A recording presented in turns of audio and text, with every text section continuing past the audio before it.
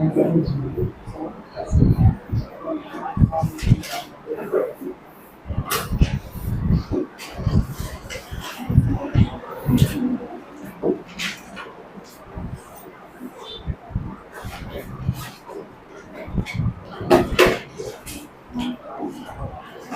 जो कम्युनिटी वाला प्रश्न था ना, कम्युनिटी में से फॉर्म में खोल दिया।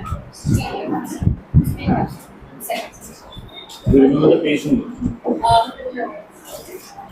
Starting में था, end में था, बीच में था, last class का question है।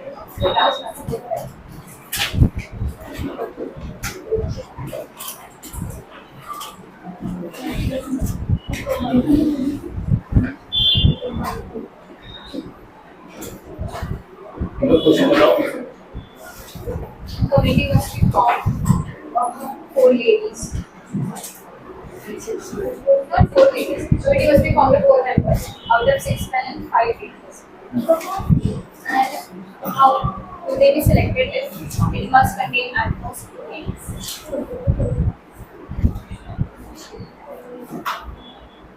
Questions which stays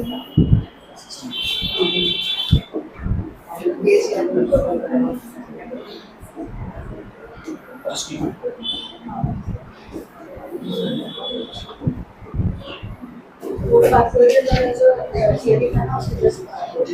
Just normal.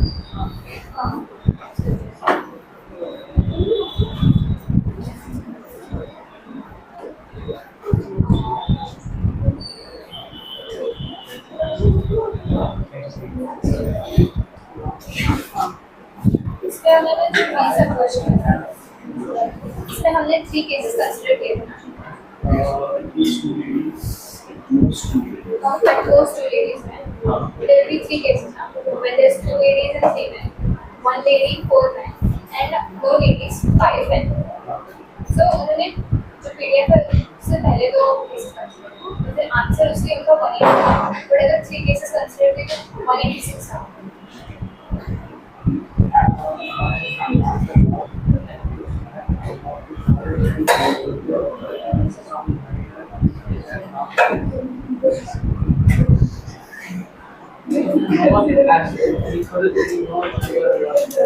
Okay, so you are basically force 0 and 65 considered.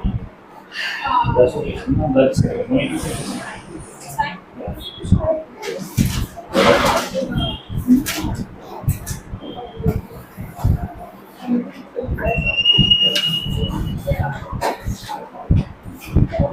Okay, अब ये triangle वाला क्वेश्चन क्या था मेरे जहाँ पे थ्री लाइन्स ये हो गया था राइट?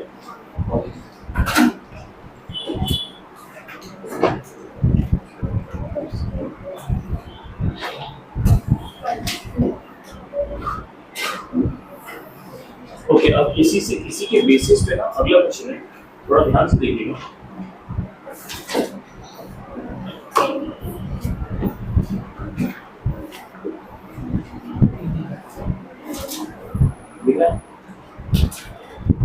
ठीक है, अगला क्वेश्चन है in a plane there are 7 lines, no of which are parallel.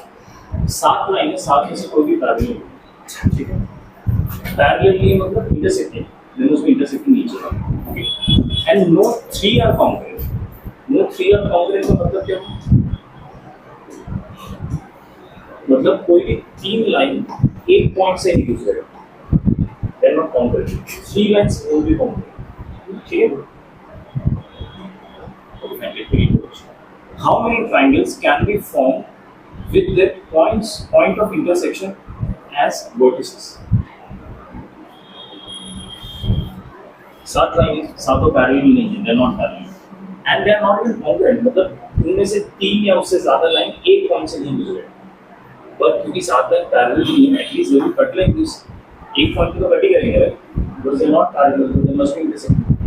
ठीक है, इस तरह से 7 लाइन ऐसे कहीं कहीं कट करेंगे एक दूसरे को, और there will be many points of intersections. ठीक है, इन पॉइंट ऑफ इंटरसेक्शन से हमें क्या बताना है?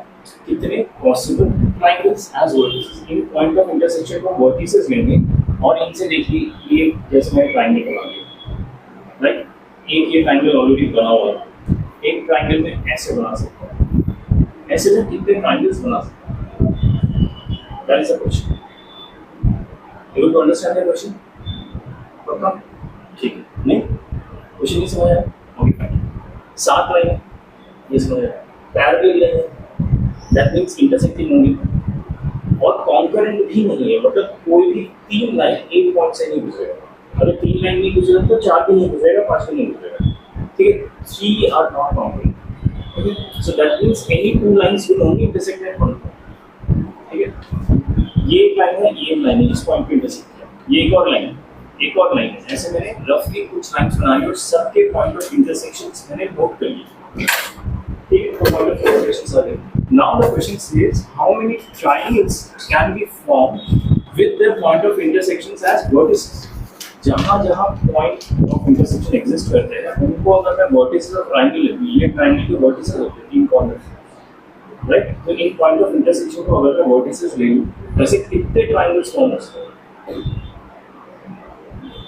ठीक है। अच्छा मुझे ये पता है कि 7 line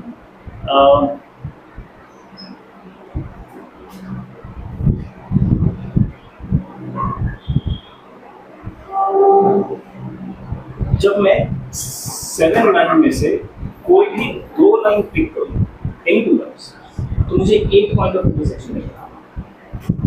When I pick any 2 lines out of these 7, मान लो कि 7 लाइन्स ये पैरेलल नहीं है, कहीं पे जाकर इंटरसेक्ट करेंगे, ठीक है। कोई भी मैंने 2 लाइन पिक किया, ये 2 लाइन अगर मैंने पिक किया तो कहीं पे इसका एक पॉइंट ऑफ इंटरसेक्शन मिलेगा, राइट। सिमिलरली अगर मैंने ये 2 लाइन पिक किया तो कहीं पे इसका एक पॉइंट ऑफ इंटरसेक्शन मिलेगा। सिमिलरली अगर मैंने ये वाला लाइन और ये वाला लाइन पिक किया, although they are looking parallel, ये पैरेलल नहीं है, कहीं पे नीचे जाके एक और पॉइंट ऑफ इंटरसेक्शन मिलेगा। So point I am trying to say कि 7 में से जब 2 लाइन पिक करता हूँ मुझे एक एक पॉइंट ऑफ इंटरसेक्शन मिलता है। ये समझ आया आप सबको? सो अगर मुझे total number of point of intersections निकालना है, टोटल नंबर कितने पॉइंट्स में पॉइंट होंगे जहाँ पे 2 लाइन इंटरसेक्ट कर रहे हैं। सो 7 में से अगर मैं 2 लाइन का कॉम्बिनेशन पिक करता हूँ तो क्या मुझे टोटल पॉइंट ऑफ इंटरसेक्शन मिलेगा? Are you getting what I'm trying to say? 7 में से अगर 2 लाइंस के कॉम्बिनेशन पिक करने लग जाऊँ तो क्या मुझे टोटल लाइन ऑफ इंटरसेक्शन मिल जाएगा? हाँ या ना? ये किसको नहीं समझ आएगा? If I start picking 2 lines, any 2 lines of these 7 lines, there are actually 5 lines. अगर 5 भी है, तो अगर कोई भी 2 लाइन पिक करूँ तो मुझे एक पॉइंट ऑफ इंटरसेक्शन मिलता जाएगा। इसमें टोटल पॉइंट ऑफ इंटरसेक्शन कैसे निकाल सकता हूँ? 7 में से 2 का कॉम्बिनेशन तो इधर कितना जाएंगे? Total point of intersection 7 7 option से 2 पिक किया, 7 वीक लाइन्स हैं, उसमें से 2 पिक किया, ठीक है। तो ये कितना हो जाएगा? 7 factorial upon 2 factorial 5 factorial, this is 7 into 6 5 factorial cancel हो जाएगा, 2 3 21, यानी मेरे 21 पॉइंट ऑफ इंटरसेक्शन। अगर मुझे ट्रायंगल बनाना है तो मुझे कितने पॉइंट्स की जरूरत होगी? 3 पॉइंट्स की जरूरत होगी। ट्रायंगल बनाने के लिए 3 पॉइंट्स की जरूरत होगी और मेरे पास 21 इंटरसेक्शन पॉइंट्स है। तो अगर मैं इसमें से 23 पॉइंट्स पिक कर दूं तो उतने नंबर ऑफ ट्रायंगल्स बन जाएंगे। हाँ, लेकिन इसमें एक गलती है, नॉट गलती, स्टिल नॉट कंप्लीट है। अच्छा, ये सारे लाइंस हमें पता है कि पैरेलल हैं, सब इंटरसेक्टिंग हैं। And there is another observation I have keep in mind कि हर एक लाइन से इंटरसेक्ट करेगी। हर एक लाइन से इंटरसेक्ट करेगा। मतलब अगर ये मेरा लाइन L1 है मान लीजिए, तो एक L2 तो इसके साथ इंटरसेक्ट करेगा, L3 भी कहीं ना कहीं जाकर इंटरसेक्ट करेगा, L4 भी इंटरसेक्ट करेगा, L5 L6 सारे लाइन से इंटरसेक्ट करेंगे। आप ये समझ रहे बात? सिमिलरली जो L2 लाइन है इस पे देखिए L1 इंटरसेक्ट कर रहा है, L3 भी कहीं पीछे जाके इसके साथ इंटरसेक्ट करेगा, L4 देखिए मैंने डायग्राम ऐसे बनाया ना, मैं बता रहा हूं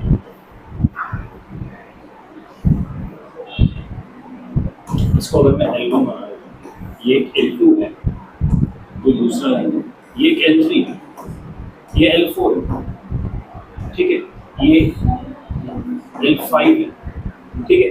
ये L1 लाइन पे जो मेरा मेन लाइन जिसको मैं दिखा रहा था बेस, इस पे सारे बाकी 6 लाइंस इंटरसेक्ट करेंगे, ठीक है। सिमिलरली L2 लाइन पे भी सारे लाइंस इंटरसेक्ट करेंगे कहीं ना कहीं जाके, ये जरूरी है कि आसपास इंटरसेक्ट करे, उससे दूर दूर आपको वो विजुलाइज करना पड़ेगा। सिमिलरली L3 पे भी सारे लाइन इंटरसेक्ट करेंगे, आप ये समझ रहे हैं? तो सातों के सातों लाइन पे बाकी 6 लाइन इंटरसेक्ट करेंगे, ठीक है। तो अगर मैं L1 ले लेता हूँ और बाकी 6 लाइन उस पे इंटरसेक्ट करेंगे, तो ये जो पॉइंट्स ऑफ इंटरसेक्शंस होंगे ना, 1 2 3 4 और 5 6 मान लीजिए और आते हैं, ये जो 6 पॉइंट्स है ये कोलिनियर पॉइंट्स हैं। Are you able to understand what I am saying? If any doubt I can repeat it. What if हर एक लाइन में बाकी 6 लाइन कहीं ना कहीं इंटरसेक्ट करेंगे। तो अगर मैं लाइन L1 ले लेता हूँ, उसमें 6 पॉइंट्स ऐसे होंगे जिसके थ्रू बाकी 6 लाइंस गए, यानी वो 6 लाइंस क्योंकि L1 पे लाई, ये 6 पॉइंट्स L1 पे लाई कर रहे हैं, तो they all are collinear points. और कोलिनियर पॉइंट्स हम ट्रायंगल बना सकते हैं नहीं। तो ये 6 पॉइंट से जो मैं ट्रायंगल बनाऊंगा वो मुझे हटाना पड़ेगा इस टोटल नंबर ऑफ ट्रायंगल्स जो मैंने कैलकुलेट किया। आप ही समझ रहे हैं? बट क्या सिर्फ L1 पे ही 6 लाइंस कोलिनियर, L2 पे भी 6 लाइंस कोलिनियर होंगे, L3 पे भी होगा, 4 5 6 7 सातों के सातों लाइंस पे 6 पॉइंट्स कोलिनियर होंगे। यानी ये जो मेरे नंबर ऑफ ट्रायंगल्स जो मैं हटा रहा हूँ वो 7 के 7 लाइंस ही हटाने पड़ेंगे। दैट मींस इनटू 7 अगर मैं करता हूँ तो ये जितने ट्रायंगल्स बन गए वो 21C3 से बढ़ाना पड़ेगा।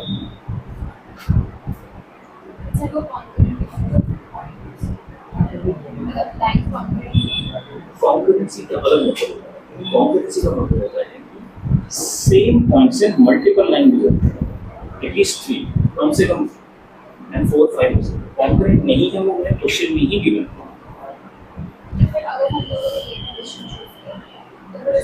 हमारा इस कंडीशन ये see this is not a condition but it is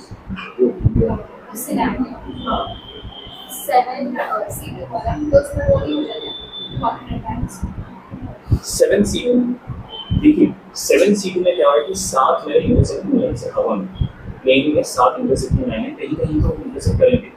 2 line के इंटरसेक्शन से मुझे एक पॉइंट ऑफ इंटरसेक्शन, 2 लाइन के बीच से एक पॉइंट ऑफ इंटरसेक्शन में एक वर्टिस नंबर है, ठीक है। तो इसलिए मैंने 7 में से 2 लाइन का सो दैट मुझे टोटल नंबर ऑफ वर्टिसेस मिले, ठीक है। It's a different scenario. ये कॉन्करेंट है ही नहीं, इसमें तो कुछ नहीं दिया है। कॉन्करेंट होता तो बहुत गुड मार्क ये समझ आएगी। टोटल नंबर ऑफ ट्रायंगल्स, उसमें से मैंने वो वाले ट्रायंगल्स डिलीट कर दिए जो कोलिनियर पॉइंट्स को मैंने नहीं कर दिए और ऐसे 7 होंगे, ठीक है। अभी कैलकुलेट करके क्या आंसर आएगा 1390।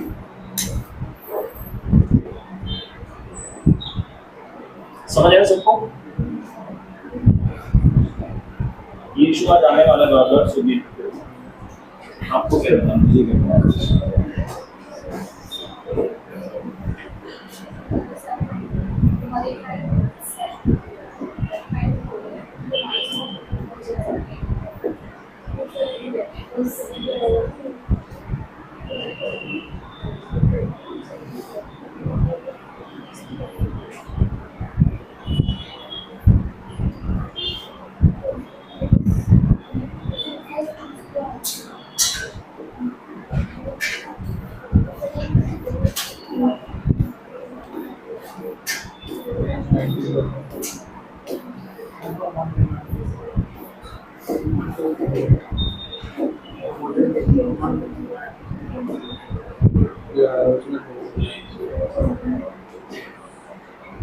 Okay, another very interesting question. 1350 1390 21C3 minus 7 times 6C3 हाँ 7C3 लिखा है हाँ 6C3 लिखा है 6.3 into 7 मैचिंग 1390 होना चाहिए पर फिर से कैलकुलेट कीजिए 7C3 नहीं 6C3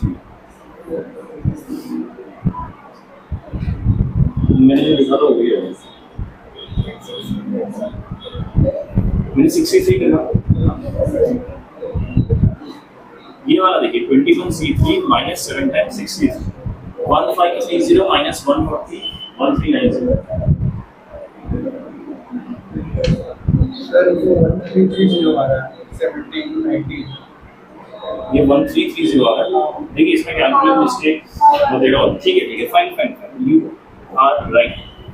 सो 1330 माइनस 13190 आ रहा है 1190। ओके फाइन ठीक है that is the right answer. जो भी आपका it's okay don't worry about the calculation part it's we have what calculation mistakes. ठीक है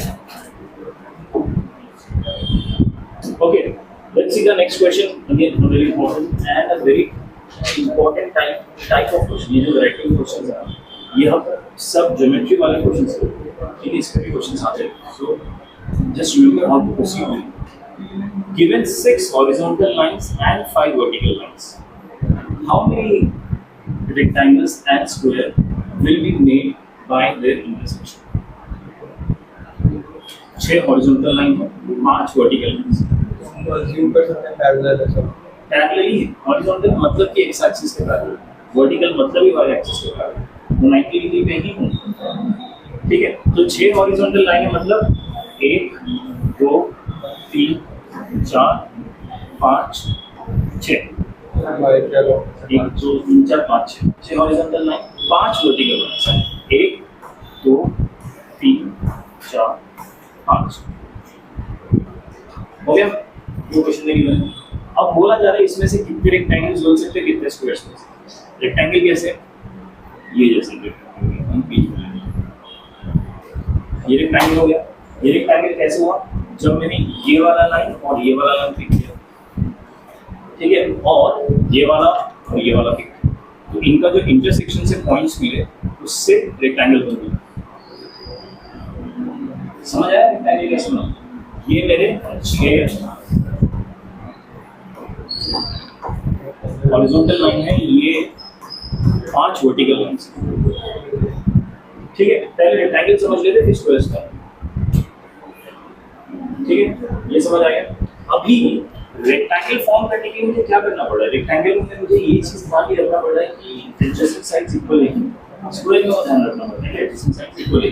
रेक्टेंगल में कैसे जो साइड्स इक्वल हो भी चलेगा square is a rectangle so that is not a problem but there is no such restriction मतलब मैं लाइन 1 और लाइन 4 पिक करता हूं और यहां पे लाइन 1 और लाइन 5 पिक करता हूं तो पॉइंट्स ऑफ इंटरसेक्शंस होंगे उससे भी एक रेक्टेंगल बनेगा या फिर मैं रैंडमली 6 और 5 पिक करता हूं एंड यहां पे 3 और 4 पिक करता हूं उससे भी रेक्टेंगल बनेगा।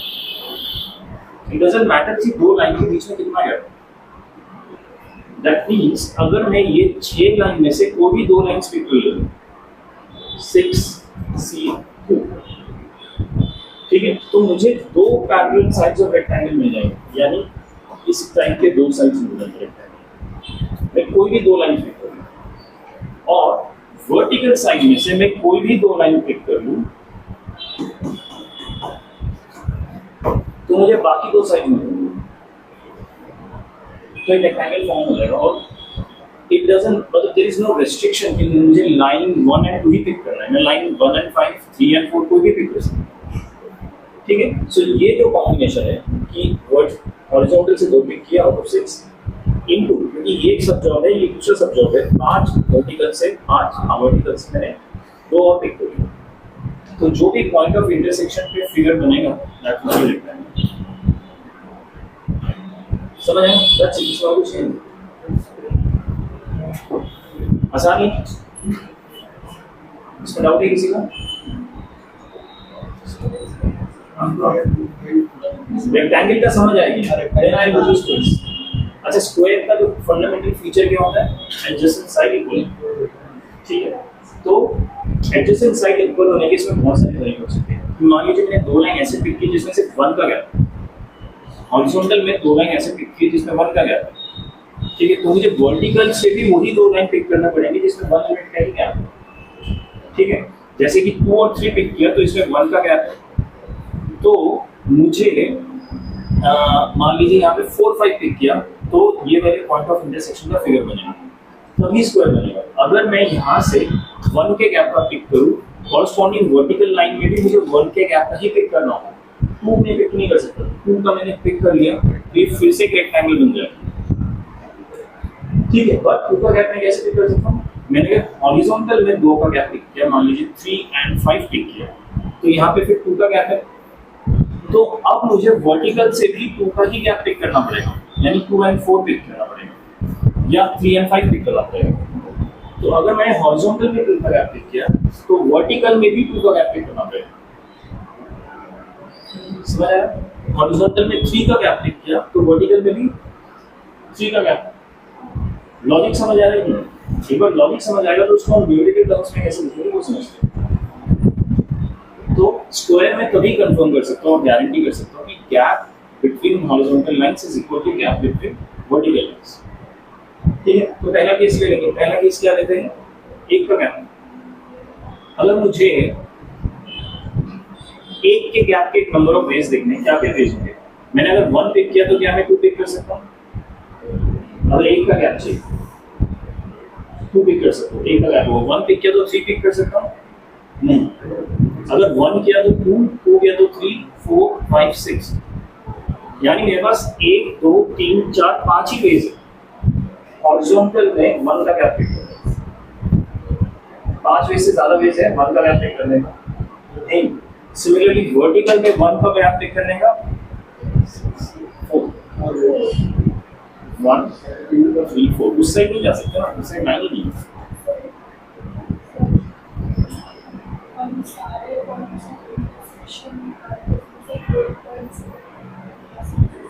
सारे पॉइंट इंटरसेक्शन है, उसमें मैंने 4 पॉइंट नहीं, आपका उसमें तो ये भी गारंटी नहीं रेक्टेंगल भी होगा। आपने मान लो ये 4, ये 4, ये 4, ये 4 से तो स्ट्रेटली हाँ 4 पॉइंट ऑफ इंटरसेक्शन ही है, ये भी पॉइंट ऑफ इंटरसेक्शन है, ये भी है, ये भी है, ये भी, ठीक है। अब क्या आपको गैप वाला कॉन्सेप्ट समझ आया क्या है? सो 1 यूनिट गैप पिक करने के हॉरिजॉन्टल लाइंस पे 5 ही ऑप्शंस है, 5 ही रेज है, इनटू ये दूसरा समझाओ वर्टिकल लाइन में 4 ही रेज है, तो टोटल 20 रेज है। अगर मुझे 1 का गैप चाहिए, ठीक है, अगर 2 का गैप चाहिए तो 1 and 3, 2 and 4, 3 and 5, 4 and 6, कितने रेज हो गए? प्लस करूंगा क्योंकि एक सिनेरियो खत्म हो गया, एक जॉब खत्म हो गया, प्लस 4, ठीक है, क्योंकि ये और के बाद स्टार्ट हो गया। अच्छा इस पे तो 2 का गैप ले लिया, इसमें भी 2 का गैप चाहिए, 1 and 3, 2 and 4, 3 and 5, 4 into 3। समझ आ रही है लॉजिक? अब 3 का गैप 1, 4, 2, 5, 3, 6, ये 3 के गैप्स वाले हैं। तो अगर मैंने हॉरिजॉन्टल में 3 का गैप लिया तो वर्टिकल में भी 3 का गैप लेना पड़ेगा, 1, 4, 2, 5, यानी 2 वेज और कोई रीजन नहीं। So plus 3 into 2। अब 4 का गैप 1, 2, 3, 4, एक वे दूसरा वे, वर्टिकल में 1, 2, 3, 4 एक ही वे और तो ये है 5 का गैप हो सकता है। देखिए 5 का गैप हॉरिजॉन्टल में हो जाएगा, वर्टिकल में 5 का गैप नहीं हो सकता, 4 का गैप मैच करो। तो 5 का गैप हम करेंगे तो यहाँ पे तो 1 है, यहाँ पे 0 है, तो इससे 5 का गैप ही नहीं होगा, ऑप्शन नहीं। समझ आया? तो मैंने गैप को फिक्स किया और गैप के बेसिस पे केसेस बनाए rather than रैंडमली कि अच्छा ऐसे मेरे तो 16 हो गए, फिर मैं ऐसे ऐसे करके कंसीडर करता हूँ कि 2, 2 का, फिर 3, 3 का, वैसे भी कर सकते हो, लेकिन वो केसेस का बहुत डिफरेंट हो जाता है। हमने बेसिकली वही किया लेकिन लाइन्स को ध्यान में रखा, ठीक है। तो इसको सॉल्व करोगे तो ये आंसर है, आसान है, इससे करो सवाल ही नहीं है। 10, 1, 6, 7 और 10, 100 सर 40 है और 6 मैंने ऐड कर दिया, 40 कैसे ना 40। समझ आए क्वेश्चन? इस टाइप ऑफ क्वेश्चंस को याद रखिए क्योंकि obviously you will need exactly ये क्वेश्चन है, बट सिमिलर टाइप का है ना, तो थॉट प्रोसेस वो होता है। 70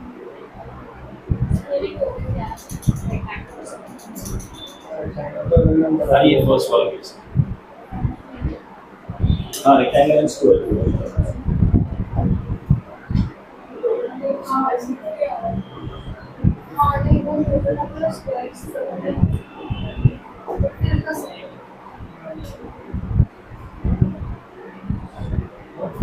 सिक्स हॉरिजॉन्टल 1 2 3 4 5 6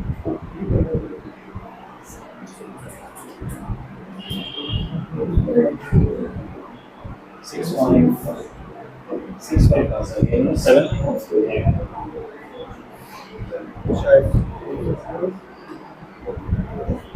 6 और पहले में 7 ना लिखा केस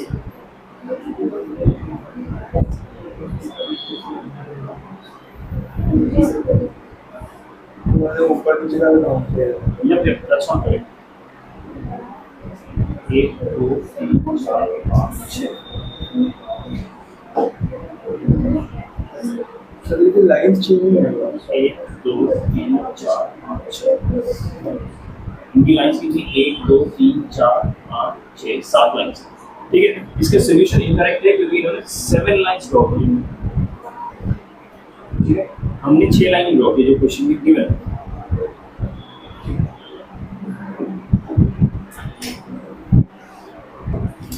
हाँ जो नेक्स्ट वैरायटी ऑफ क्वेश्चंस है उसमें हम अभी तक हम जो भी वैरायटी कर रहे थे सब सिलेक्शन कर रहे थे एक बार हमने सिलेक्ट कर लिया तो इतना चाहिए काम खत्म हो जाता अभी हमें सिलेक्ट भी करना है और उसको अरेंज भी करना है ठीक है सिर्फ सिलेक्शन से बात नहीं बनेगी ये क्वेश्चन देखते थे आपको समझ आ जाएगा इन हाउ मेनी बैटिंग ऑर्डर्स हम बैटिंग ऑर्डर क्या होता है मैं बाद में बताता हूँ of 11 players can be made out of 15 players such that two particular players among the selected 11 players. Okay. Question को ना दो पार्ट में देखें पहला पार्ट है how many batting orders of 11 players can be made ठीक है अब बैटिंग ऑर्डर क्या होगा 11 प्लेयर्स का वो मैं आगे उसको बाद में देखेंगे पहले हम डील करते हैं out of 15 players such that two particular players are always among the selected 11 players अच्छा ये सिलेक्शन ऑफ प्लेयर्स वाले क्वेश्चन हमने कर चुके हैं राइट तो मतलब ये सिलेक्शन पार्ट है इस क्वेश्चन कि मुझे 15 में से 11 प्लेयर सिलेक्ट करने हैं और दो ऐसे प्लेयर्स हैं विराट और रोहित जिनको टीम में रहना ही है उनके बिना होगा नहीं सो दो पर्टिकुलर 11 में से दो पोजीशंस ऐसे हैं जो फिक्स है राइट सो दो पोजीशन फिक्स है बाकी कितने पोजीशन बचे बाकी बचे 9 पोजीशंस 9 पोजीशंस में हमें कितने प्लेयर्स से सिलेक्ट करने होंगे 15 में से तो दो चले गए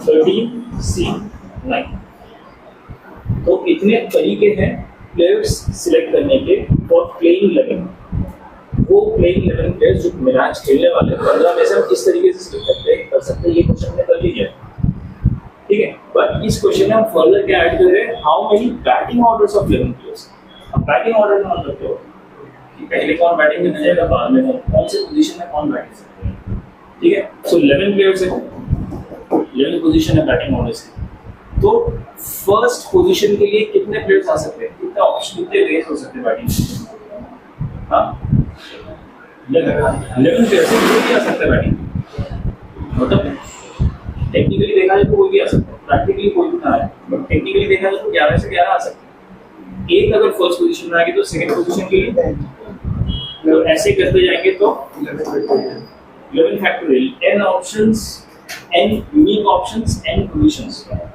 याद है कल पढ़ा था हमने n unique options n positions और n प्लेसेस ठीक है तो 11 फैक्टोरियल ये मैंने कर लिया टीम सिलेक्शन अब मैं कर रहा हूं team arrangement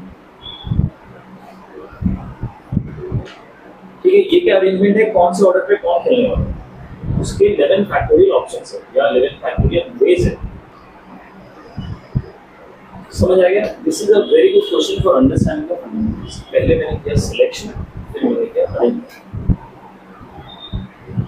please again question आसान लगे दैट्स फाइन बट ये टेक्निक याद रखो इसमें मैं कुछ फॉर्मूला वगैरह नहीं सिखा रहा हूं कि पहले सी लगेगा फिर फैक्टोरियल लगेगा या प्रोजेक्ट कौन क्वेश्चन घुमा फिरा के देंगे वहां पे आपको कॉन्सेप्चुअली करना पड़ेगा समझना पड़ेगा ठीक है आसान इसमें और कुछ नहीं ठीक है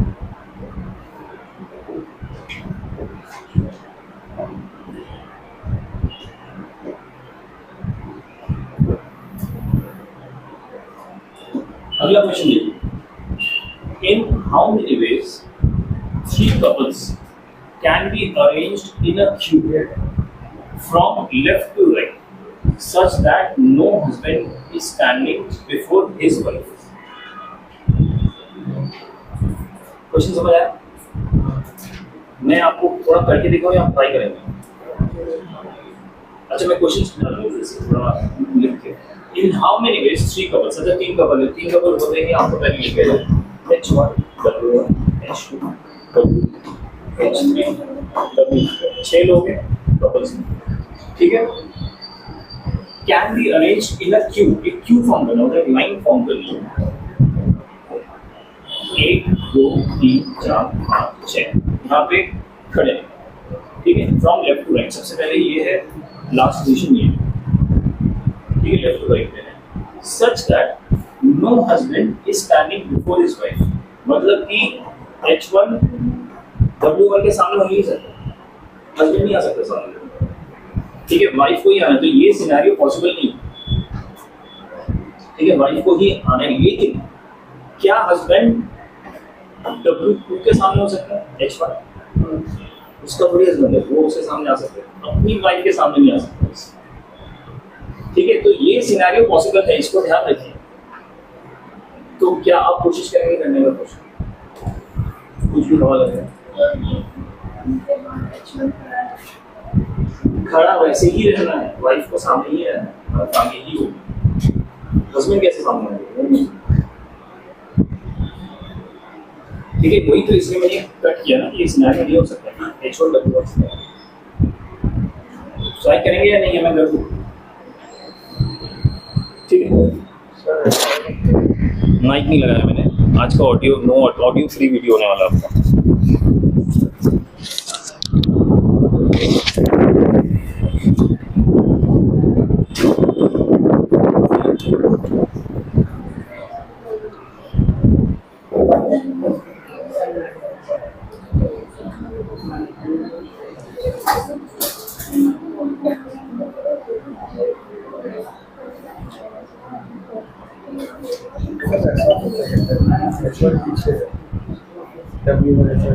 ऐसा ही होगा।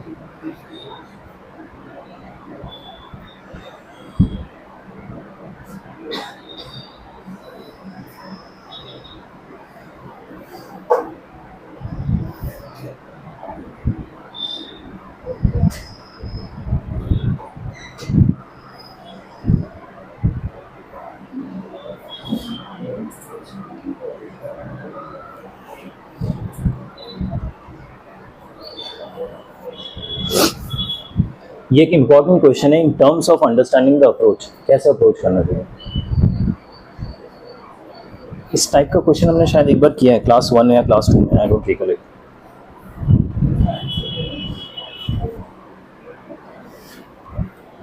90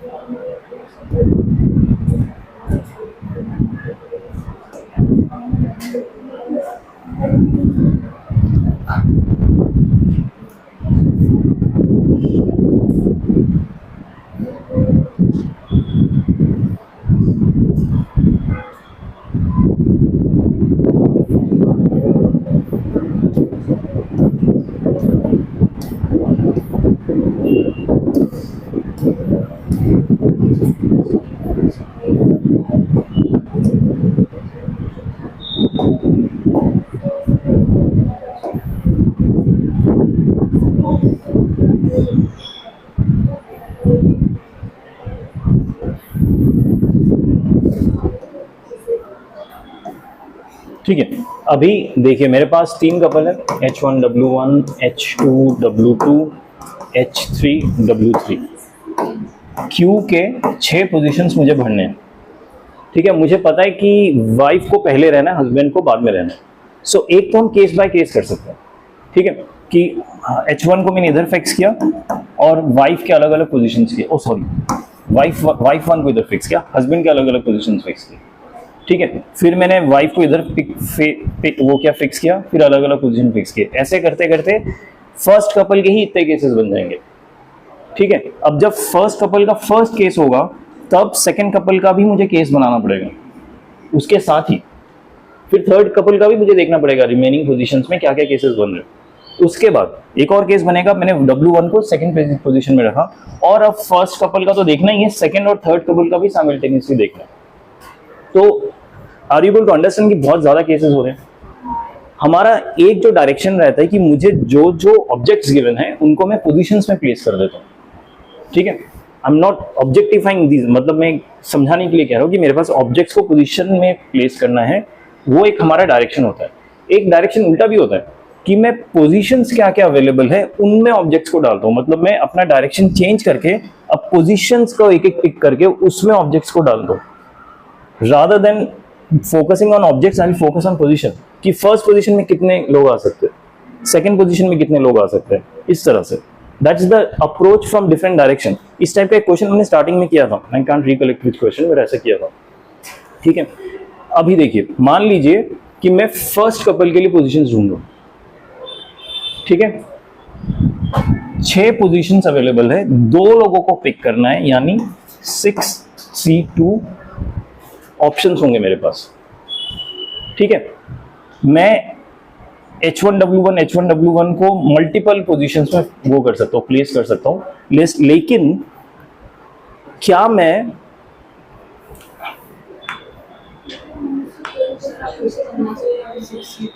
हाँ बात हो क्या, tell me exactly, that's the point. अभी मैं 2 पोजीशन को ही फिल करो, इसमें और ऐड होगा सिनेरियो, दैट्स माय पॉइंट, कि मैं अभी पोजीशंस लेके अप्रोच कर रहा हूँ रादर देन पीपल लेके अप्रोच करते तो पहले एक को कहीं भिड़ाते, फिर दूसरे को, फिर तीसरे को, फिर चौथे को, ऐसे कर रहे, राइट। अभी फिर से ध्यान दीजिए, मुझे 6 पोजीशंस अवेलेबल है, पहले मैं सिर्फ 2 लोगों के हिसाब से पोजीशन फिल करने की कोशिश करूंगा। ठीक है, H1W1 6 चेयर है, 2 चेयर फिल करने हैं, कितने तरीके हो सकते हैं, 6C2। ठीक है, 2 लोगों से 2 चेयर फिल करने हैं, लेकिन एक चीज ध्यान दीजिए कि इसमें ये तो H1W1 हो गया जो कि मुझे नहीं चाहिए, मुझे सारे पोजीशन चाहिए W1 H1 के, जो भी इससे से मेरे। अच्छा अभी पहले आप समझिए, अभी लोगों को नहीं बिठाते, मैं 2 सीट्स पिक कर रहा हूँ, बस इन 6 सीट्स में से 2 सीट्स पिक कर रहा हूँ, 62 हो गए। अभी इन 2 सीट्स में इन कपल को बिठाने के 2 तरीके होंगे, या तो H1 पहले बैठेगा, W1 बाद में बैठेगी, या फिर W1 पहले बैठेगी, H1 बाद में बैठेगा। 2 सीट सिलेक्शन करने के बाद कपल्स को बिठाने के 2 तरीके होंगे, आप ये समझ रहे। 6C2 क्या किया मैंने, 2 पोजीशन सिलेक्ट किए 6 पोजीशन से। Are you able to understand मैं क्या कर रहा हूं। अभी सिर्फ मैंने कहां पे बैठना है वो सिलेक्ट किया, या कहां पे खड़े रहना है, जो भी है वो सिलेक्ट किया। ठीक है, अभी उनको खड़ा करने के भी 2 तरीके, कि एक तो ऐसे खड़ा कर दो और एक स्वैप करके खड़ा कर दो, वो भी 2 अलग अलग पोजीशन होंगे। ठीक है, लेकिन मुझे अलाउड है सिर्फ W1 H1 तरीके से ही उनको खड़ा रखना। H1 W1 अलाउड नहीं है क्योंकि हस्बैंड पहले नहीं आ सकता। तो इन 2 तरीके में से मेरे पास सिर्फ एक ही तरीका है जो वैलिड है, दूसरा वाला तरीका इनवैलिड है। क्यों इनवैलिड है, क्योंकि हस्बैंड सामने नहीं आ सकता।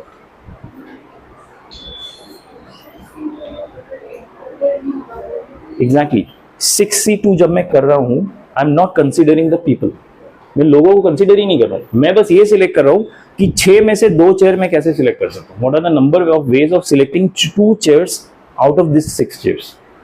उसमें लोग है ही नहीं, अभी तक लोग इन्वॉल्व भी नहीं है, कहां बिठाना है मैं बस अभी वो सिलेक्ट कर रहा हूं। ये समझ आया आप सबको क्या 6C2 क्या है। 6C2 सिलेक्शन ऑफ पोजीशंस, जहां पे लोगों को खड़ा करेंगे बाद में। अब लोगों को खड़ा करने के भी 2 तरीके, एक तो इनको जैसे H1W1 है वैसा खड़ा कर दो, और एक स्वैप करके खड़ा कर दो। ठीक है, लेकिन जो स्वैप तरीका है वही मेरा वैलिड तरीका है। H1W1 में खड़ा नहीं कर सकता क्योंकि उसमें हस्बैंड सामने आ जा रहा है।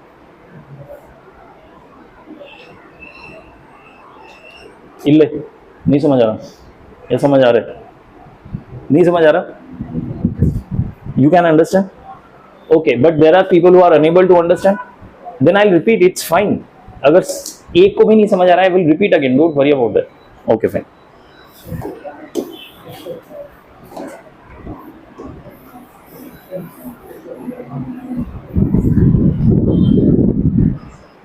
Let's forget there are people right now. मुझे क्यू में 6 लोगों को खड़ा करना है, ये तो समझ आ रहा है राइट? और क्यू में खड़ा करने के लिए 6 पोजीशन है. ठीक है, अब इसमें से मैं सिर्फ 2 ही पोजीशन सिलेक्ट करना चाहता हूँ, and I want to find number of ways of selecting 2 positions out of 6. बताओ, समझ आया? सिलेक्ट करने के 2 तरीके नहीं है, प्लेस करने के 2 तरीके हैं. There is a difference. Select करने का 62 तरीका है. 6 में से 2 पोजीशन मैंने सिलेक्ट की कि मैं पहले तो 2 पोजीशन आइडेंटिफाई करता हूं जहां पे मैं लोगों को खड़ा रखूंगा. अब वो 2 लोग 2 हस्बैंड होंगे, 2 वाइफ्स होंगे या कपल्स होंगे, वो बात की बात है, वो देखते हैं. पहले मैं 6 में से 2 पोजीशन तो सिलेक्ट कर लूं जहां पे खड़ा करना है. 62 हो गया, इसमें तो डाउट नहीं किसी को. ठीक है, अब मैंने रियलाइज किया एक काम करते हैं, जो मेरे कंस्ट्रेंट्स है वो कपल्स पे. ठीक है, एज अ कपल वाइफ को पहले खड़ा होना है, हस्बैंड को बाद में खड़ा होना है, तो कंस्ट्रेंट्स कपल्स पे. तो मैं इन 2 पोजीशंस पे कपल्स को बिठाना स्टार्ट करता हूं. लेकिन कंस्ट्रेंट क्या है? अब कपल्स को बिठाने के हर एक पोजीशन में, मान लीजिए मैंने ये 2 पोजीशन ले ली, ये 2 पोजीशन ले ली. अब कपल्स को यहाँ पे बिठाने का क्या तरीका है? एक तरीका H1 W1, दूसरा तरीका है W1 H1. There are 2 ways of filling the same position with same set of people. ठीक है, कि एक में हस्बैंड पहले, एक में वाइफ पहले. ये वाला अलाउड नहीं है एज पर द क्वेश्चन. तो ये तरीका मेरा गया, स्ट्राइक आउट. ओनली तरीका इज कि वाइफ पहले होगी, हस्बैंड बाद में. अगर आप कोई भी 2 पोजीशन पिक कर लीजिए 6 to C2 में से, मैंने तो एग्जांपल के लिए ये 2 पोजीशन लिया, आप कोई भी पोजीशन ले लीजिए, यही होगा. ठीक है, सो क्योंकि 2 तरीके में से एक तरीका वैलिड नहीं है, तो एक ही तरीका, अगर दोनों तरीके वैलिड होते तो मैं 2 मल्टीप्लाई करता हूँ. अगर मुझे दोनों तरीके अलाउड होते ना, कोई भी पहले बैठ सकता है, तो 6C2 into 2 करता हूँ, और रादर 2 फैक्टोरियल करता हूँ. 2 लोगों को 2 पोजीशन में बिठाने के 2 फैक्टोरियल तरीके होते हैं, right? n objects n positions, 2 factorial करता, बट वो वैलिड नहीं है, क्योंकि 2 लोगों को 2 पोजीशन में बिठाने के लिए रिस्ट्रिक्शन दे दिया कि नहीं, वाइफ को ही पहले बैठना है. तो एक ही तरीका है, तो इसलिए 2 फैक्टोरियल की जगह मैंने 1 ही मल्टीप्लाई किया, क्योंकि there is only 1 way of doing it. समझा? हाँ या ना? समझा? ठीक है, मेरे 2 पोजीशन फिल हो गए, और मुझे अभी तक का नंबर मिला 62 into 1. क्या मेरा जॉब खत्म हो गया? सब जॉब खत्म हो गया. सेकंड सब जॉब क्या होगा कि 2 पोजीशन तो मैंने फिल कर दिया, बाकी 4 पोजीशन में 2 लोग फिल करने हैं, 4C2. बाकी 4 पोजीशन में 2 लोग और फिल करने हैं. और ये भी क्या होंगे? कपल्स होंगे. कपल में फिर रेस्ट्रिक्शन होगा कि वाइफ को ही पहले बैठना है, तो मैं एक ही ऑप्शन डालूंगा. अब बाकी एंड में 2 सीट बच गए, 2 सीट में 2 कपल ही आएंगे.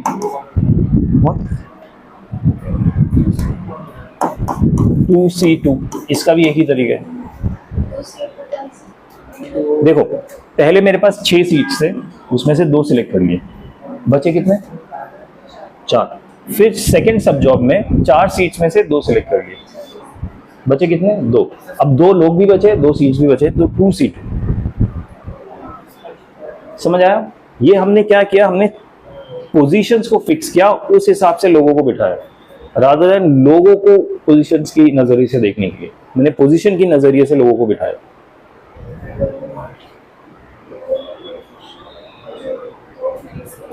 थोड़ा सा वॉल्यूम. हाँ हाँ, जरूरत ही नहीं है, क्योंकि वो सिनेरियो इसमें कवर हो जाएगा ऑलरेडी. जब मैं हस्बैंड वाइफ कर करके पूरा सिनेरियो कवर करूंगा ना, तो मेरे कंस्ट्रेंट्स भी पूरे हो रहे, और इसमें वो सिनेरियो भी हो जाएंगे जिसमें शायद H1 H2 का आगे पीछे होगा.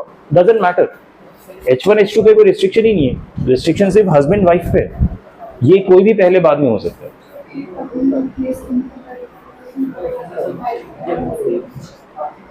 वही वैलिड है, बस हस्बैंड बाद में हो पहले हो, वो तरीका वैलिड ही नहीं है. Shall we move on? Sir हो गया। हो गया मैच किया आंसर? अच्छा मैच किया कि नहीं देखते, आंसर इज 90। अरे कौन सा क्वेश्चन कर रहा हूँ मैं?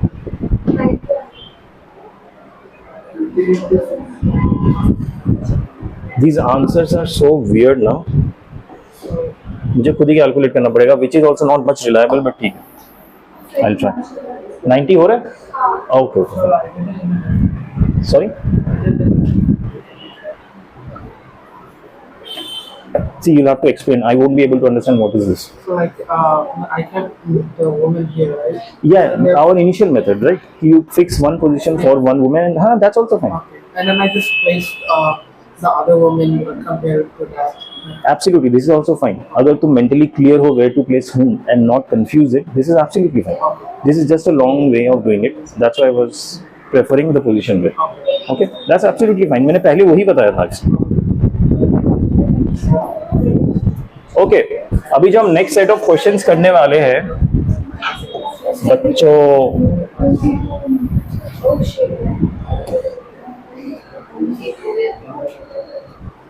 डन?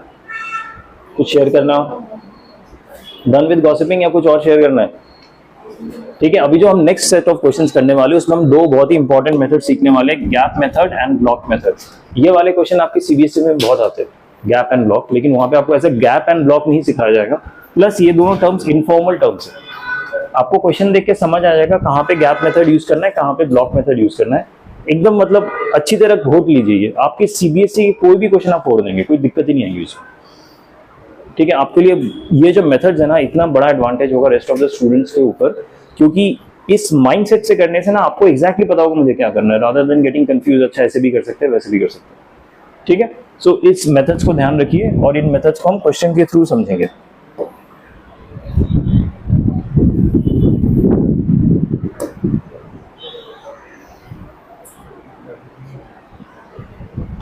पहला question, in how many ways 7 boys and 4 girls can be arranged in a row such that no 2 girls are together? First one question क्या है, सिंपल, 7 लड़के 4 लड़कियां, इस तरह से हमें सिटिंग अरेंजमेंट करना है कि no 2 girls are together, वो लोग एक साथ ना बैठे। ठीक है, इसको हम कहते हैं गैप अरेंजमेंट। गैप अरेंजमेंट से क्वेश्चन करेंगे। ठीक है, जहां पे भी आपको देखा ना no 2,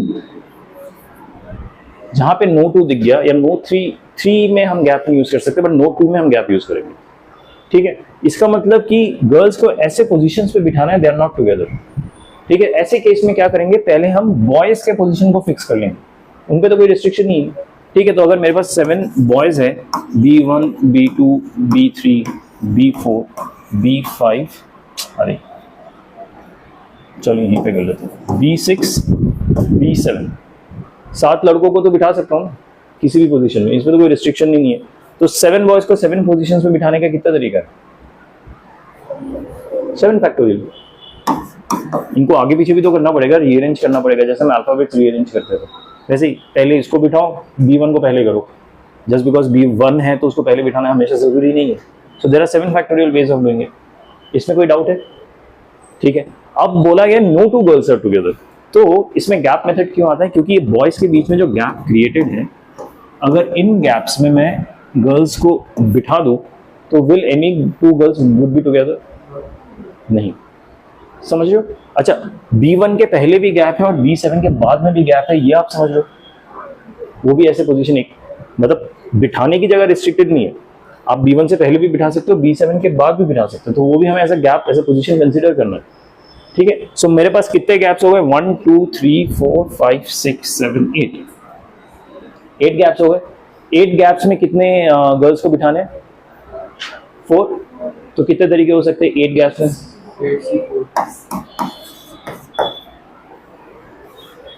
ठीक है, क्या यहाँ पे क्वेश्चन खत्म हो गया?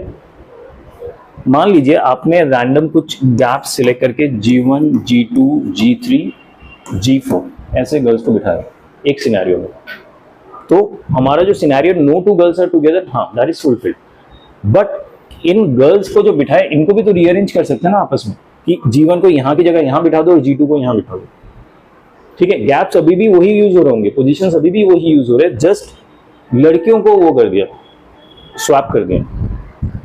ठीक है, तो ये जो मेरे पोजीशंस आए, नंबर ऑफ पोजीशन और number of ways of filling those gaps, उसमें मुझे एक 4 फैक्टोरियल और मल्टीप्लाई करना पड़ेगा। 4 फैक्टोरियल क्यों? 4 लड़कियां 4 पोजीशंस। जैसे इनिशियली हमने देखा ना 7 पोजीशन 7 बॉयज, तो 7 फैक्टोरियल। वैसे ही जो हमने गैप्स सिलेक्ट किए, 4 गैप सिलेक्ट किए 8C4 के थ्रू, उन 4 पोजीशंस पे भी मुझे 4 गर्ल्स को बिठाने के 4 फैक्टोरियल तरीके होंगे। अगेन 4 गर्ल्स 4 पोजीशंस, इसलिए 4 फैक्टोरियल। ठीक है, समझ आया? ये जो हमने गैप आइडेंटिफाई किया है, इसको गैप मेथड कहते हैं। अच्छा, इन्होंने भी सॉल्व नहीं किया। I think they also give up. गलत करने से अच्छा ना ही करूँगा, but that is the answer. 7 factorial 8C4 4 factorial. समझ आया? ओके, सेकेंड देखते हैं। या 7 factorial into 8C4, into क्योंकि ये मेरा पहला सब जॉब है। सब जॉब अभी मैंने लड़कों का पोजीशन फिक्स किया, अभी भी मेरा जॉब खत्म नहीं हुआ। जब तक मेरा सिनेरियो या जॉब खत्म नहीं हो रहा, आप एंड कर करके आगे बढ़े। 7 बॉयज को बिठाया एंड 4 पोजीशंस आइडेंटिफाई किए एंड 4 पोजीशंस पे 4 गर्ल्स को बिठाया, क्योंकि एंड हो रहा है, एंड हमेशा मल्टीप्लिकेशन में कन्वर्ट होगा। एक मेरा जॉब खत्म हो गया, उसके बाद और करके, मतलब ये सिनेरियो हो गया, मुझे there is another way of arranging this people together, तो मेरा और होता एंड प्लस एंड होता, बट यहाँ पे कोई अदर वे है नहीं। दैट्स व्हाई एंड लगा। जब तक आपके सब जॉब चलते रहेंगे, मल्टीप्लिकेशन ही लगता रहेगा। ठीक है, ओके, सेकेंड वाला करते हैं।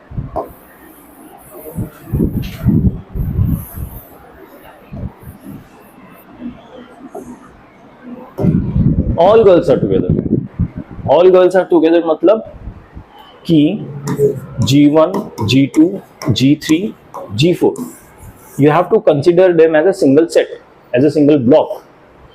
ठीक है, तो क्या लगेगा? Block method. इनको हमेशा एक साथ में रख के एक ही ब्लॉक क्रिएट कर लीजिए, treat them as a single entity. ठीक है, तो G1, G2, G3, G4 मैंने एक ब्लॉक में डाल दिया, there is single entity.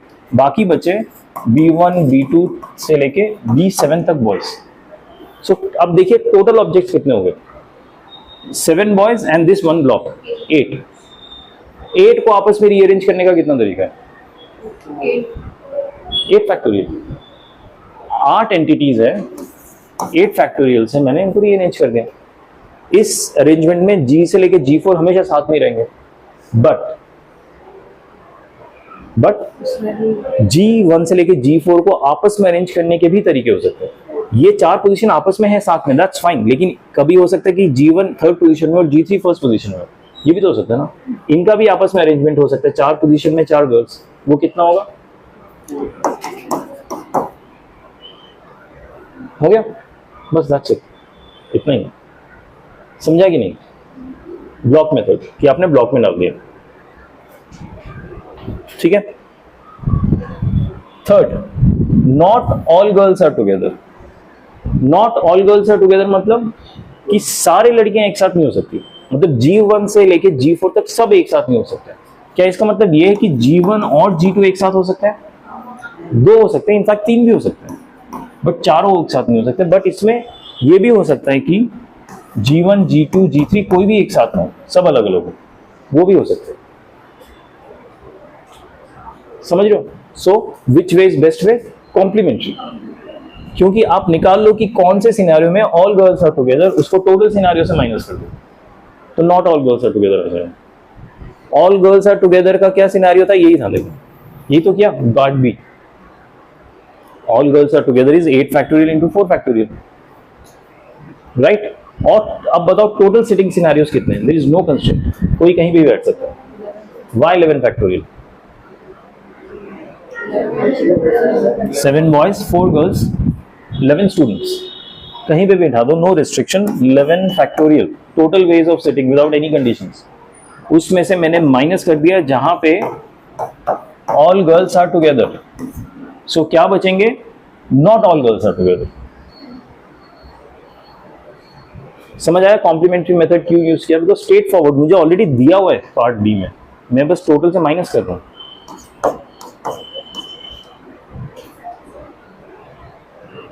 Any doubt? समझ आ रहा है? ओके।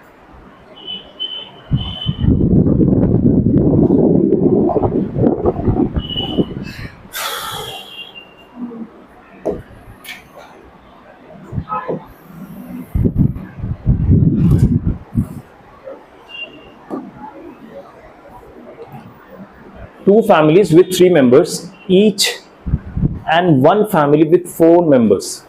दो फैमिली है जिसमें 3 मेंबर है, 3 मेंबर्स है, और एक फैमिली है जिसमें 4 members are to be seated in a row, एक रो में बिठाना है सबको। टोटल कितने मेंबर्स हो गए पहले तो बताओ। दो फैमिली में 3 मेंबर है और तीसरे में 4 मेंबर है, तो 10 हो गए। 3 + 3 + 4। In how many ways can they be seated so that same family members are not separated? जो सेम फैमिली मेंबर्स है, they should not be separated. तो इनको बिठाने का कितना तरीका है? कीजिए।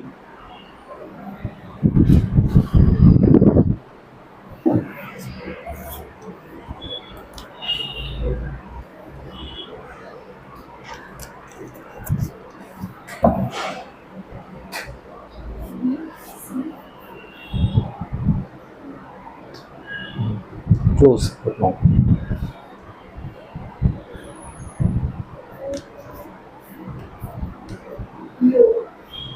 क्या हुआ?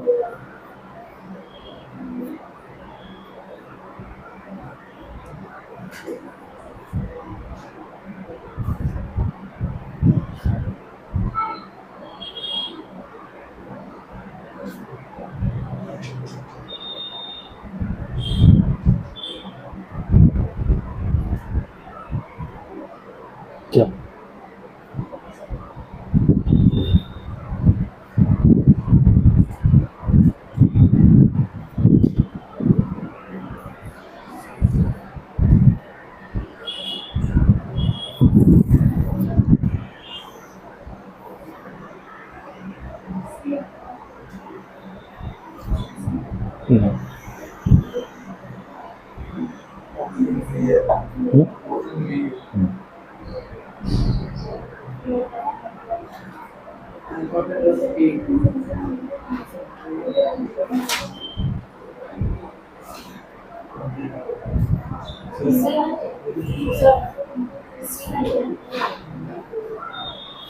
सी इज वेरी क्लोज बट नहीं, सी नहीं एग्जैक्टली। देखिए मैं आपको बता दूं, दो फैमिली है, ठीक है। सो एक फैमिली को मैं ए से डिनोट कर लेता हूँ जिसमें 3 मेंबर्स है, A1, A2, A3, ठीक है। और इनको मैं अलग भी नहीं कर सकता, तो इनको एक ब्लॉक क्रिएट कर लेता हूँ, ठीक है। सेकेंड फैमिली में भी 3 मेंबर्स है, B1, B2, B3, इनका भी ब्लॉक क्रिएट कर लिया, इनको भी अलग नहीं कर सकते।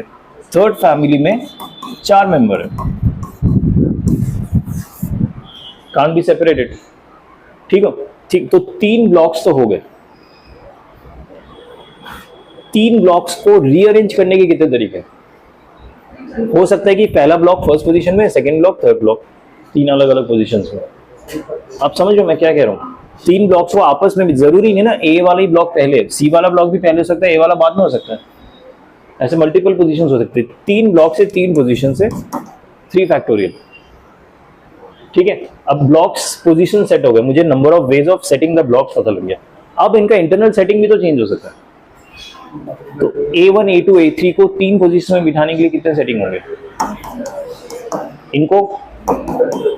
इनको आपने मोस्टली ये मिस कर दिया होगा कि ब्लॉक्स को अब रीअरेंज कर सकते हैं, ठीक है। तो ये हो गया 3 factorial raise to the power 3 into 4 factorial.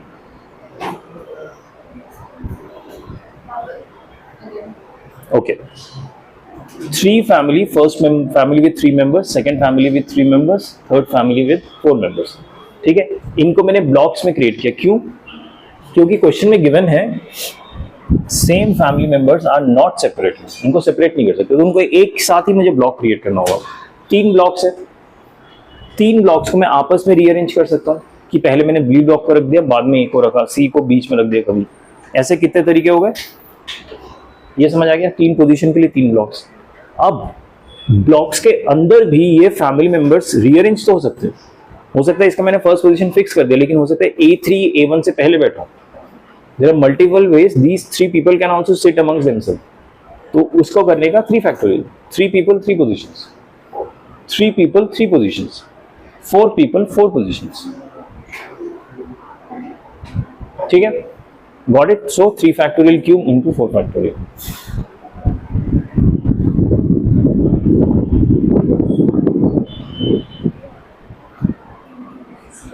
Oh God.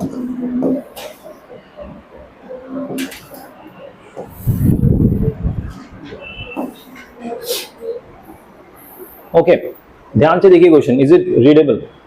Okay, let n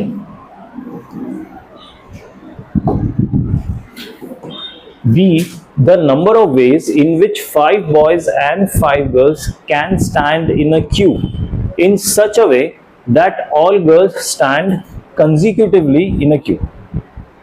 Basically 5 girls का ग्रुप है and they have to be together, they can't be separated. ठीक है, first part of the question समझ आया? पहले सॉल्व कर ले first part of the question. n is number of ways in which 5 boys and 5 girls can stand in a queue in which all the girls stand consecutively। यानी अगर B1, B2, B3, B4, B5 5 boys है, they can stand anywhere, there is no restriction on them. But जो girls है G1, G2, G3, G4, G5 they have to stand together, that means they form a block. Got it? So 5 boys plus 1 block यानी 6 entities 6 positions, number of arrangements 6 factorial. ये समझ आया 6 factorial क्यों है?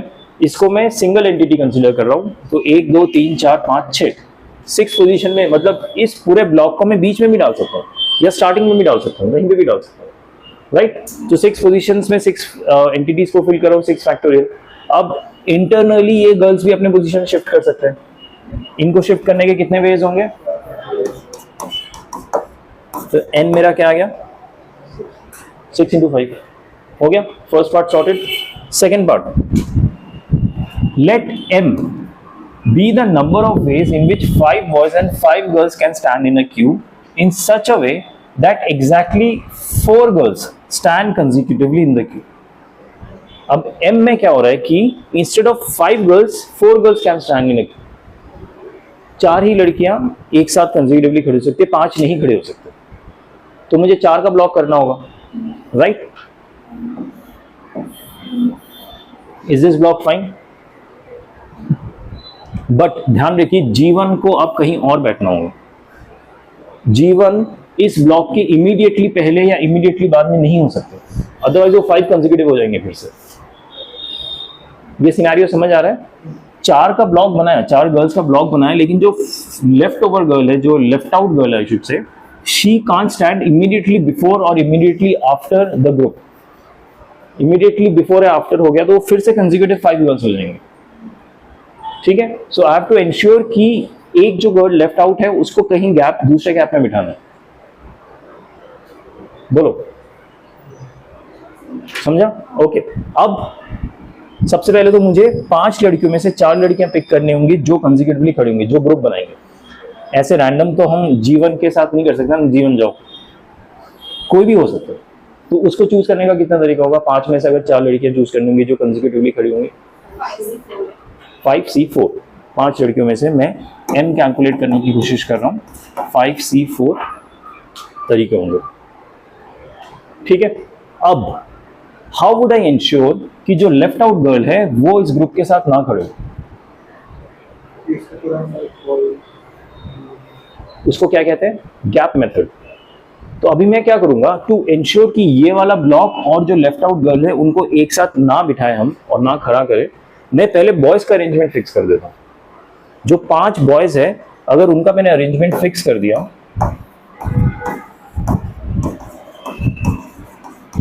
अब क्या होगा, मेरे पास गैप्स बन गए।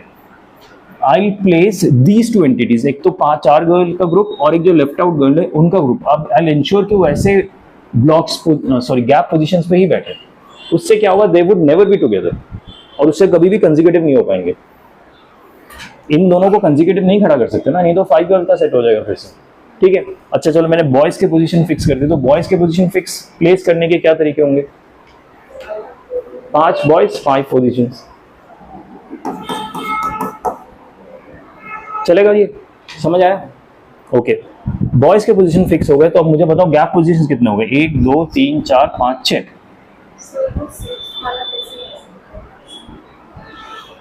चल come again,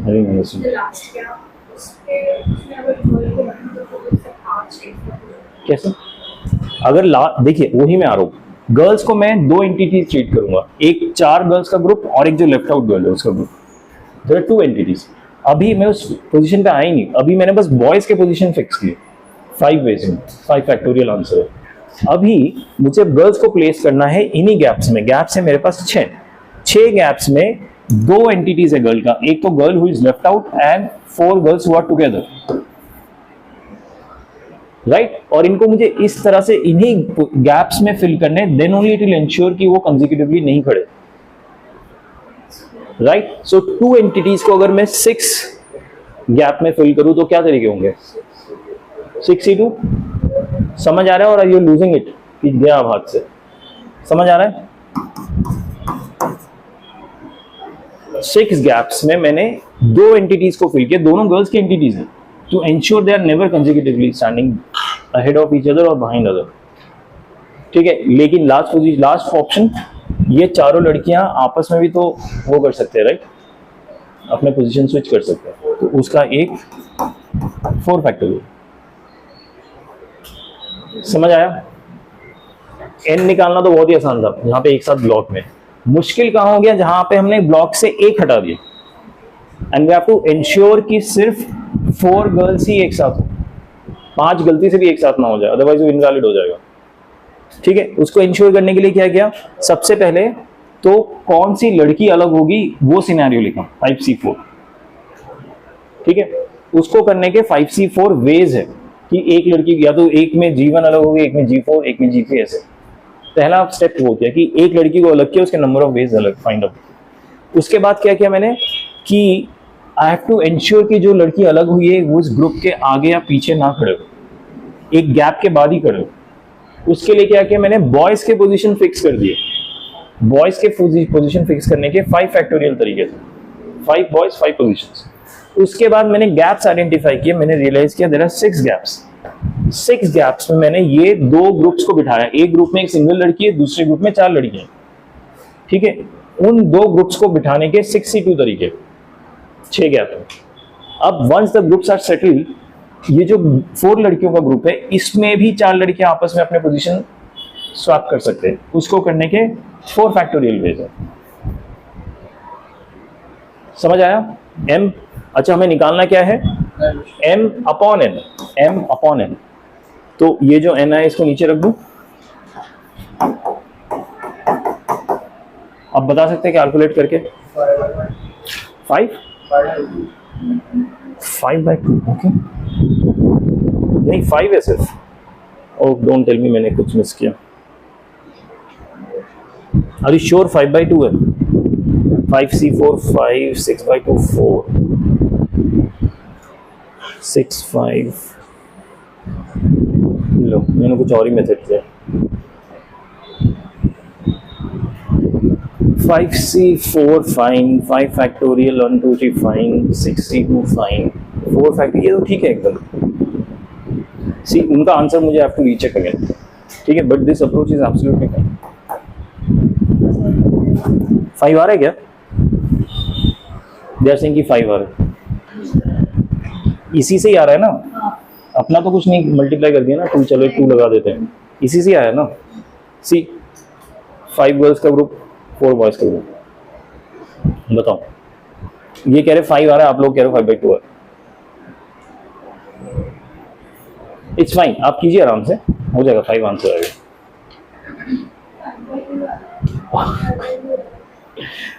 okay let me clarify. 4 1 5 तो ये गया, this would be 6/4 into 2, okay? यानी 6 into 5, 4 कैंसिल हो गया, नीचे बचेगा 2।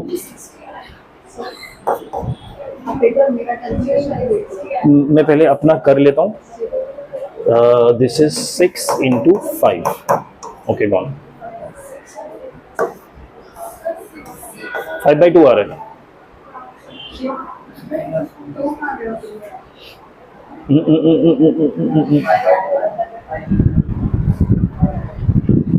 ठीक है, I will figure it out. I think this is fine. m/n is 5/2 मेरे ख्याल से. उन्होंने क्या कैलकुलेशन किया है, there is a high chances वो गलत है. ठीक है, क्योंकि इस अप्रोच में कोई दिक्कत नहीं है. Okay.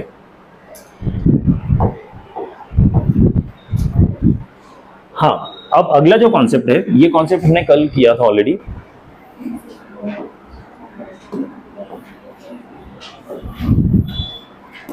Number of ways of arrangement if few objects are alike. कुछ ऑब्जेक्ट सिमिलर है, सेम है, रादर नॉट सिमिलर. हमने कल कौन सा वर्ड असैसिनेशन का किया था ना. अगर हम मुझे सारे वर्ड्स अगर जंबल अप करने हो सारे and have to form new words, तो हम डिवाइड बाय 3 फैक्टोरियल 4 फैक्टोरियल कर रहे थे, जो कॉमन वर्ड्स रिपीट हो रहे थे उस टर्म से. ये वही कॉन्सेप्ट है. ठीक है, देखते हैं.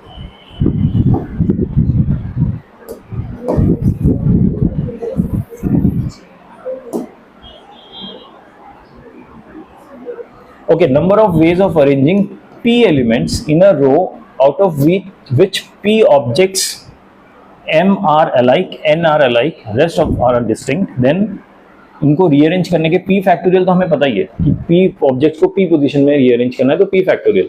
लेकिन जो ऑब्जेक्ट्स रिपीट हो रहे हैं, मान लीजिए m टाइम्स एक ऑब्जेक्ट रिपीट हो रहा है तो मैं m फैक्टोरियल से डिवाइड करूंगा, और एक ऑब्जेक्ट n टाइम्स रिपीट हो रहा है तो मैं इसको n फैक्टोरियल से डिवाइड करूंगा. समझ आया क्या कह रहा हूं? जैसे कि ये वर्ड है मम्मी, इसमें कितने ऑब्जेक्ट्स है? 1 2 3 4 5 डिवाइडेड बाय m 3 बार है, 3 फैक्टोरियल. समझ आया? इसमें कंडीशन क्या है?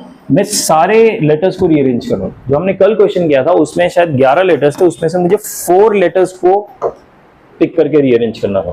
That was a different question. इसमें क्या है, this is much easier scenario कि सारे को करो. सो अगला क्या है? Arrange 1 2 3 4 5 6 7 7 factorial upon 1 2 2 factorial 2 factorial. समझ आया? सो इस तरीके से सारे हो जाएंगे रीअरेंज.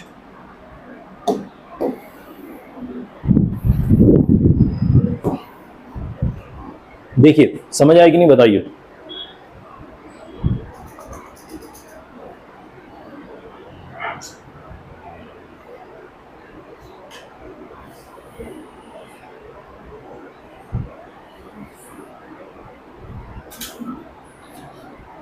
ओके, चलते हैं आगे, क्वेश्चंस देखते हैं. Pretty easy one.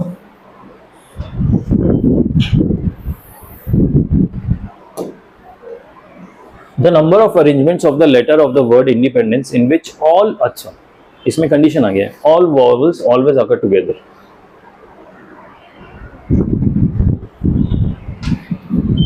इंडिपेंडेंस मेरा वर्ड है, उसके नंबर ऑफ अरेंजमेंट्स क्रिएट करने हैं. कंडीशन क्या है?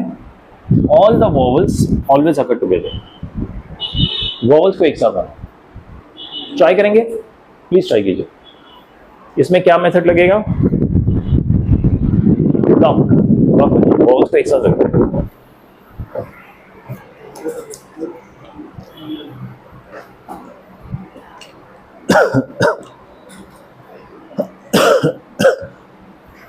आप लोगों का टेस्ट कब होने वाला है? कोई डेट शीट है, कुछ पीटी वगैरह होता है ना कुछ आप लोगों का? अच्छा अभी टाइम है. ओके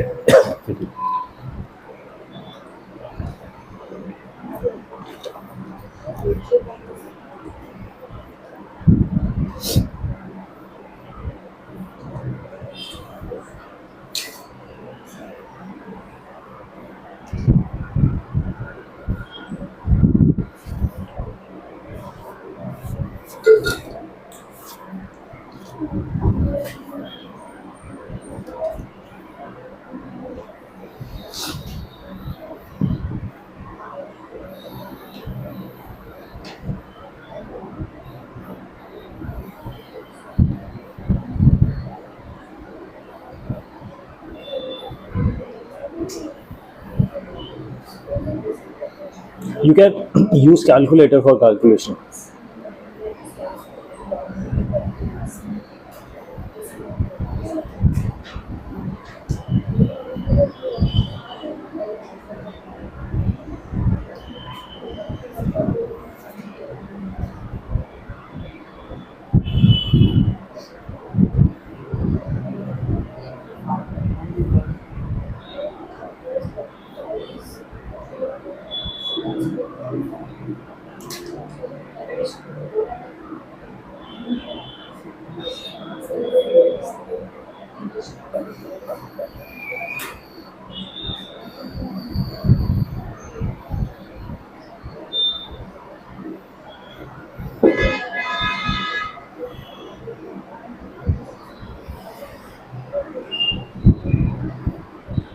वॉवल्स को एक साथ रखना है. कितने वॉवल्स है मेरे पास? 5 है. राइट. एक आई है, 4 ही है, 1 2 3 4. ये ग्रुप बनाऊंगा, इसका एक ब्लॉक बनाऊंगा. ठीक है, ये एक ब्लॉक हो गया जिसमें सारे वॉवल्स आ गए, आई और 4 ही. बाकी क्या वर्ड्स बचे? N, D, P. एन तो रिपीट हो गया, डी भी रिपीट हो गया, एन भी रिपीट हो गया, सी. 4 बचे. कितने? मैं कुछ मिस कर रहा हूँ. N, D, P. N, D हो गया, एन हो गया, सी हो गया. हाँ, 4 ही बचे.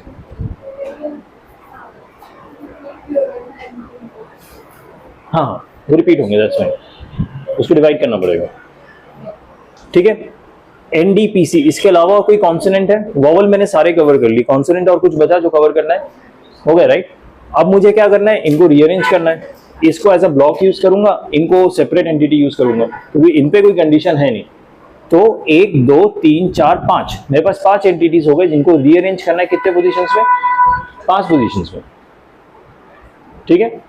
1 2 3 4 5 यानी 5 फैक्टोरियल. समझ आया? 5 पोजीशंस होंगे क्या? सर हम नहीं. Related letters. हाँ.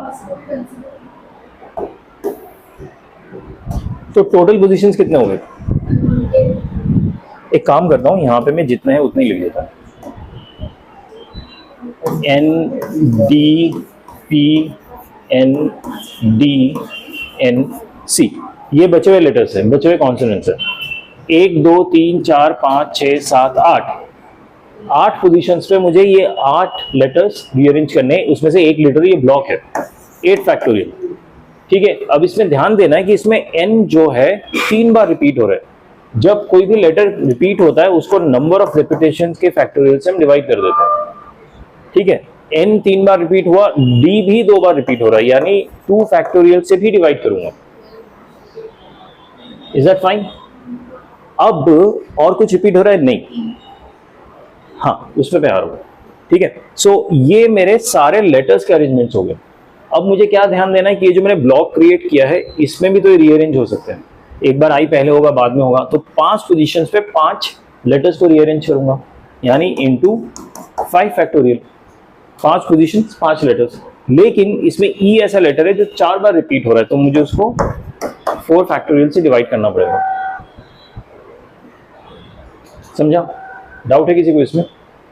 पक्का? आसान था? चलो एक और क्वेश्चन देख लेते हैं, लास्ट क्वेश्चन.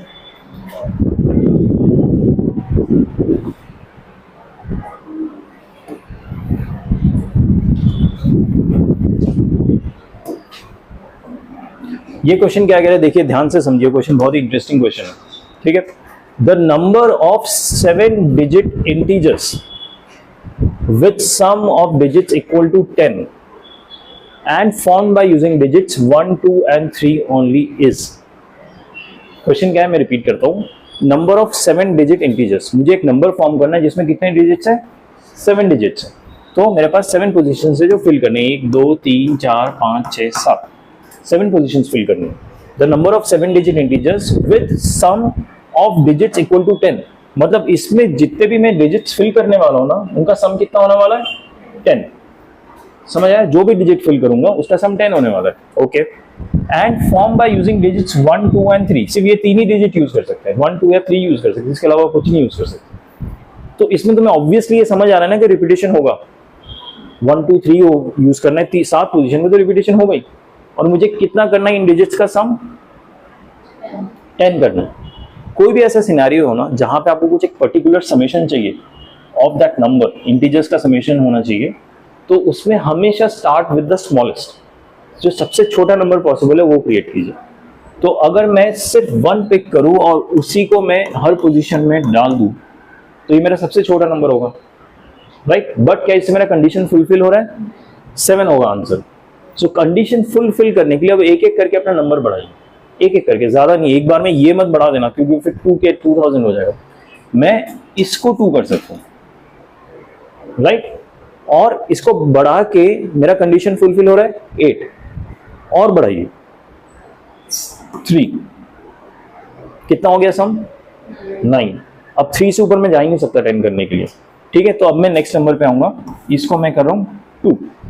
अब क्या हो गया? समेशन 10 हो गया। इन सब का आप सम करेंगे तो आंसर 10 आ रहा है। So this is a valid combination of numbers. जो इंटीजर्स का कॉम्बिनेशन है वैलिड। तो 7 पोजीशंस पे इन इंटीजर्स को मैं आगे पीछे भी तो लिख सकता हूँ, उसमें तो कोई है नहीं कि 2 पहले आएगा तो उसमें कोई दिक्कत है क्या? नहीं, मैंने बस इंटीजर्स आइडेंटिफाई कर दिया कि कौन कितनी बार आएगा, सो दैट सम 10 है। अब इनको मैं इन 7 पोजीशंस में इन 7 इंटीजर्स को आगे पीछे करके रीअरेंज कर सकता हूँ, उसमें कोई दिक्कत नहीं है। 7 पोजीशन, 7 इंटीजर्स, 7 फैक्टोरियल, लेकिन रिपीटेशन हो रहा है 1 का 5 बार, तो divide by 5 factorial. Got it? ये सिनेरियो। अब एक और सिनेरियो देखते हैं कि चलो इसमें तो मैंने इसको हाईएस्ट लेके गया। अब instead of taking it highest, what I will do is I will stop at 2। I stop at 2, ठीक है? एंड जो नेक्स्ट नंबर है उसको 2 कर दूंगा, ठीक है? तो अभी कितना हो गया? 1, 2, 3, 4, 5, 2, 2। अभी सम कितना हो रहा है?